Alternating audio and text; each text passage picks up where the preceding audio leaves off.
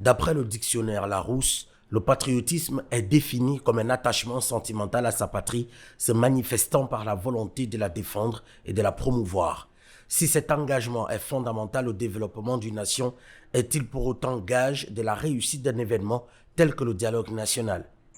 Est-ce que l'unité nationale ne perd pas parce qu'on ne respecte pas les critères d'une unité nationale dans un pays? La réponse est oui.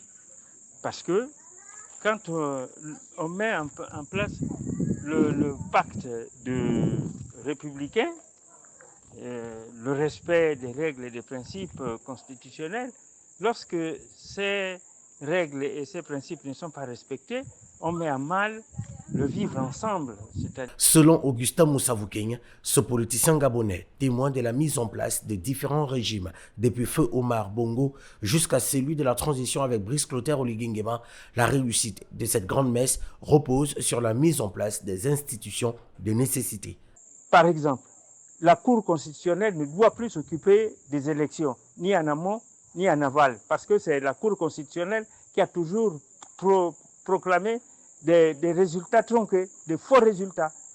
Et je le dis ouvertement, et tant pis pour ceux qui ne veulent pas le penser, le président de la Cour constitutionnelle s'est servi du Haut-Ogooué comme d'une bascule pour corriger les résultats des urnes.